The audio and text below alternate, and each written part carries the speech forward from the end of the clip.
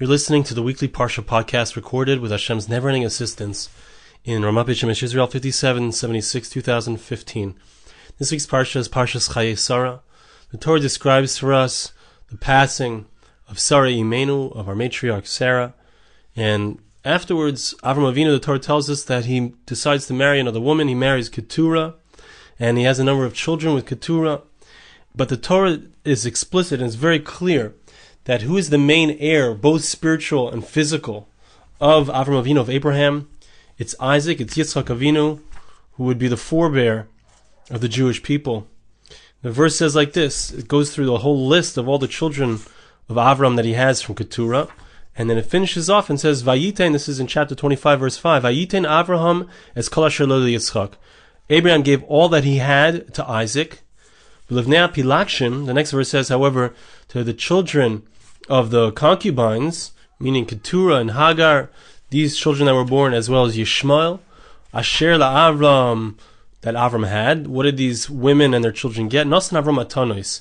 Abraham gave them gifts. What were those gifts? Not important to me right now. We can look in the Meforshim that discuss that. The verse tells us that Abraham specifically sent these children away from Isaac while he was still alive. All of this was done in his lifetime. It wasn't a will that was given for after he would pass away. This was all done during his lifetime. Kedma al Eretz Kedem, he sent them to the Far East. Now there are a number of points in these verses which need explanation. The Medrash talks about them at length, and we'll see a little bit about it. One of the first points is that what is the significance, or why is the Torah specifically telling us that Avram Avinu, that Abraham gave all that he had to Isaac, to Yitzchak? Clearly, as we said, Isaac is going to be the main progenitor of the Jewish people, of the spiritual legacy of Avraham, of Abraham.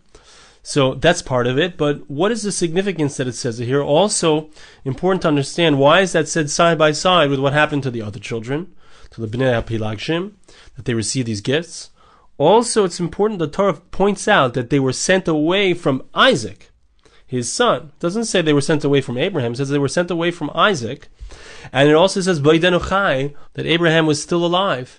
So the Torah is going to tell us in the next verse or two that Abraham is about to pass on.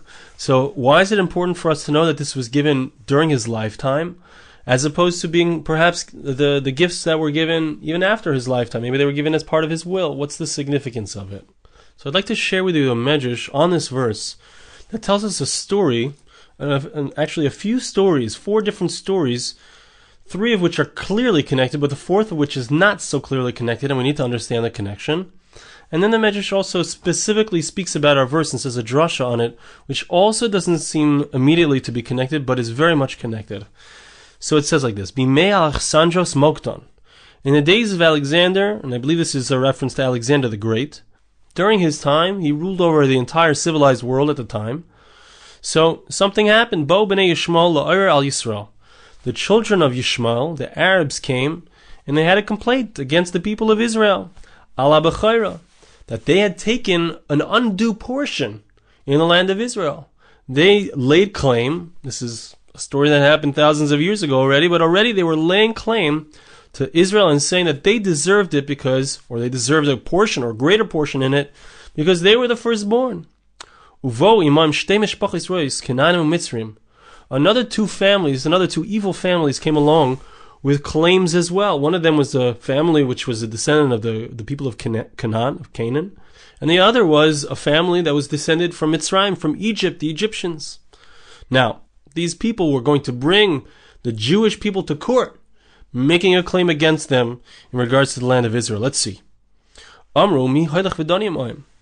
So now the Jewish people said, the Chachamim, the sages said, who is going to stand up on behalf of the people of Israel and defend the people of Israel in this court?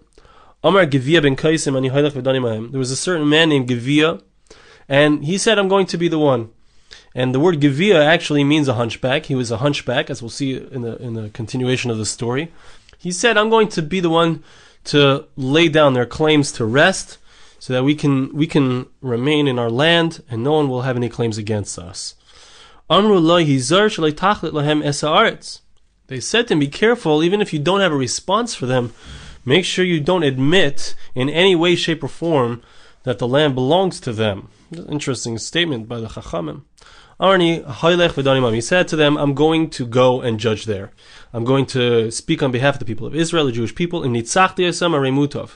If I succeed, then all is well. And if not, I give you permission to say, who is this person who's not so smart, who is standing up for us? This isn't the person, and you guys can come back and make the claims if I don't succeed. Medrash says that indeed Gevia went, and he had this deal, and he had this whole went through the process. So Alexander the Great said, who is the one who is coming with a claim against the other person? The Ishmaelites, the people descended from Ishmael, the Arabs, they said, we are the ones who are making a claim. And we are making our claim based on their very Torah. We are going to prove from the Torah itself that the land of Israel belongs to us. The verse says, the verse tells us that if a man has two wives, one of whom he loves and one of whom he hates, and the one who he hates has his firstborn child, so he has to make sure to give the firstborn child a double portion, despite the fact that he doesn't love this wife. So the Ishmaelites were saying, the Arabs were saying, that while it's true maybe Abraham did not love Hagar as much as he loved Sarah, nevertheless, he has to give us the double portion because we are the Bechor, we are the firstborn. Amar le Gevia ben Kaisem. So the hunchback responded and said, Adoni HaMelech, my master the king, does a person not do whatever he wants with his children? Meaning, is it the right of the parent to decide if he wants to give a double portion, or if he wants to give nothing to one child, he wants to give everything to another child? Amar loihein. So the king said, yes, that's correct. The father has the right to do that. Amar loi. So he said to him, the hunchback said, he quoted our verse, that Abraham gave everything that was his to Isaac.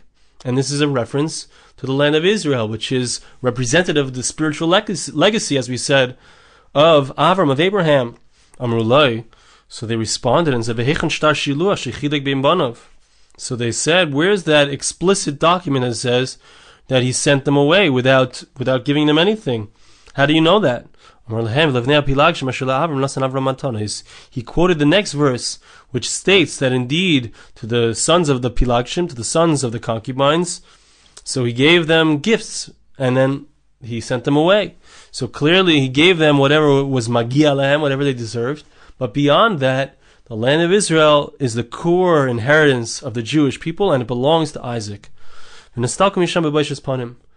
they left there, the Ishmaelites who had made this claim in front of Alexander the Great, they left there with embarrassment. They were embarrassed. They were indeed shown up by the hunchback.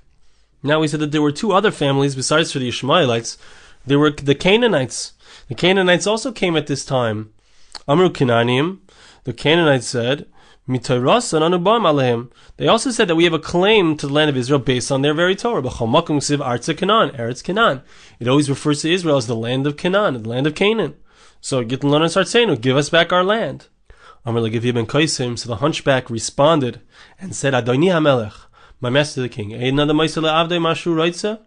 can a person do with his slave whatever he wishes? If a person has a slave, can he do whatever he wants with that slave? The king said, of course he can. Amar Maksiv, he said, what does it say in the verse in the Torah? Or Canaan, the people of Canaan are cursed. Eved Avodim, Geimer. It says that they're going to be slaves to Shem. So the grandchildren of Canaan, they will remain slaves, just like the curse of Noach. So, Harei Haaretz Shalanu, the land is ours. V'hem Avodim L'Adoni HaMelech. These are now, they're slaves as it were. The Canaanites are slaves and servants to the king, to Alexander the Great. But their whole Tchunas HaNefesh, their whole character is one of being slaves. So, they don't receive the land of Israel because they're just slaves watching over a place which belongs to their master. And that place which belongs to their master is the land of Israel. It belongs to the master who is Abraham and his descendants. It doesn't belong to the Canaanites. They were indeed embarrassed and they left. They lost their claim. Now the next family that came were the Mitzrayim, the Egyptians. Amru Mitzrayim. So they came along, the Egyptians, and they said, we're going to prove from the Torah that we have a claim against them. Shishim ribu yatsu metzleinu. 600,000 Jews, it says in the Torah, left from us, from Egypt, to unim klei keser klei zav. They had taken all kinds of golden and silver vessels. The Chsiv, it says, they cleaned out Egypt. Give us back our silver and our gold. They took it all, they never gave it back. They said they're borrowing it, they never gave it back. Amar Loi, Gevia ben Kaisim, so the hunchback responded and said, Adoni HaMelech, my master the king, Shishim riba b'nei Adam asu etzlam redushanim. 600,000 people were there for 210 years, and they worked for them for 210 years without getting paid. Amongst those people were people who were goldsmiths and silversmiths, and they charged 1 dinar, which is a significant amount of money, per day. Yoshu filosofim. So now the philosophers there sat, the chishvu, and they made a calculation. It wasn't 100 years. When they made the calculation of 100 years worth of work, they saw that Egypt was cleaned out. Meaning, the value of the work of the Jewish people that they never got paid for was more than the value of all of the gold and silver that the Jewish people borrowed, so to speak, from the Egyptians. Meaning they had every right to that money. They had never gotten paid. As a result of this response of the hunchback to the Egyptians, they left there and they were embarrassed. So those are the 3 stories of the Medrash. I just want to ask a few important points, a few important questions that will help us get to a certain specific point that I'd like to get to in the end. But we read this event as the Medrash describes it with Alexander the Great, and we can't help but think, why is it indeed that these people waited so much time? It's 1,000 years later since the Jewish people came into the land of Canaan and took the land. It's 1,500 years since Ishmael could have had a claim to the land of Israel. It's 1,000 years since the Egyptians had lost all that money to the Jewish people. What took them so long? Why are they all of a sudden waking up and making a claim to Alexander the Great? What is the significance of this claim specifically with him? Why is that? Why is that happening right now? Also, an important thing to think about is that it's not a coincidence that Gevia, this person, this hunchback, who is responding to them, is a hunchback. What is the significance indeed of that? Why is the representative of the Jewish people a hunchback? Now, there's one more story in the Medrash which I want to share with you, which is not clear exactly the connection. It's another story that happened to be with Alexander the Great and this Gevia, this hunchback, but it's not so clear the connection. We'll see the connection is indeed there. Bikesh lalis liYerushalayim. Alexander the Great decided he wanted to go up to Jerusalem. Azalun Kutai, some Kuthites came, and they said to him, Hizar, be careful, you should watch out, you're going to see that they're going to disrespect you. They're not going to allow you to go into their Holy of Holies, the holiest place on earth. The Temple Mount, on that Temple Mount is where the Holy of Holies was, where the Ark of the Covenant rested, the Aron HaBris. You're not going to be allowed to go into that sanctuary, into the Holy of Holies. Their intent in saying this to him was to say that they're going to disrespect you. When the hunchback Gevia found out, he heard about this, or he realized that this was going on, he went and he made him 2 socks. The halacha is that no one's allowed to go onto the Temple Mount wearing shoes. One must remove one's shoes when one enters onto the Temple Mount. That's the halacha. That's the law, Jewish law. So he wanted to make the king aware of this without offending the king, saying it in a way which would be with chachma, with incredible wisdom, and nevertheless, he'd get the message without being offended. So he made him 2 socks. He put on the sock, he embedded on it 2 stones, 2 precious stones that had the value of 20,000 pieces of silver. So when he got to the Temple Mount, Amar Loi, so he said to Gevia, the hunchback said to King Alexander, Adoni HaMelech, shloif min alcha, un'olcha shtean palois. He said to him, take off your shoes and wear these fancy socks. Sha'ritzpa chalaka, sh'litachlik raglecha. Somehow, perhaps maybe because of the precious stones, it would help him to have a better grip on the floor. I'm not exactly sure. But somehow, if you take off your shoes and you put these on, you're going to have a better grip. The floor is slippery And in this way, he was able to get the king to remove his shoes. When they got to the place where the Holy of Holies was, so they said to Alexander the Great, Adkan Yeshlanu Rishus Likones. They didn't say anything about him. They said, we don't have permission to go in there. We don't have permission. We're not allowed to go in. The Jewish law prohibits us from going in there. They didn't say anything about the king. They wanted him to figure it out on his own, so he wouldn't be offended. Amar Loi, so the king says to the hunchback, to Gevia, he said in jest, he's like, I'm going to go in there by myself, and when I come out, I'm going to straighten out your hunchback, so you won't be hunchbacked anymore. And the Eitz Yosef explains that the implication, he was saying it with a little bit of a jab at Gevia. He was saying, oh, you're so tricky, you have a hunchback. You're so tricky, you're crooked, you're trying to trick me into doing what you want. I want you to know that I noticed, and I'm going to straighten you out when I come out of there, so to speak. Amar Loi, so Gevia responded, the hunchback responded and said, if you will be able to straighten me out, you will be known as one of the most amazing doctors, and you'll be able to receive a tremendous amount of money. So the Eitz Yosef says that he was responding in a way, pretending as if he didn't really understand the jab of the king. He didn't understand the implication of what the king was saying, but in so doing and responding in this way, the king was makabel. He received the words. He understood that there was real respect here, and it was done in an amazingly respectful way and in a chachmadik way, in a wise way. And as a result, the king listened. Alexander the Great did not walk into the Kodesh HaKadoshim, into the Holy of Holies. Now, in reading this story, one can't help but ask, why indeed, first of all, why did Alexander the Great feel it was so important for him to come to Jerusalem? That's question number one. Why did he want to visit Jerusalem? Yes, Jerusalem is the capital of Israel. It's an amazing, beautiful city, etc. But why was it so important for him to come there? He had many, many different countries under his reign. If he wanted to go to a capital of anywhere, he could go anywhere. Why specifically to Jerusalem? Why was that important to him? Also, why was he so drawn? Why was it important for him to be able to enter into the Kodesh HaKadoshim, to the Holy of Holies? Why indeed did he want that? Why would he view it as an insult if he wouldn't be allowed to enter into this Holy of Holies, which no one's allowed to go there? Why would he view that as something offensive, that he's not allowed to go in there? So before we get to the next little piece of the Medrash, which also needs explanation, I want to start explaining some of the questions that we've asked, because it's going to get us to a central concept, which is the idea that I want to share. And that is that Alexander the Great, why is he attracted to Jerusalem? Why does he want to come to the Holy of Holies? And why indeed do the Ishmaelim, the Mitzrim, the Egyptians, the Arabs, all these people, why do they all of a sudden, because he's the king, why do they all of a sudden want to make their claims against the Jewish people, get their money back, get the land of Israel back, or claim their portion in Israel? What's happening? What's the idea here? What's the theme? What's the concept that the Medrash is teaching us? And I believe that the answer is that there's a concept of klolius. The concept of klolius, of inclusive, the inclusive aspect, the transcendent inclusive aspect.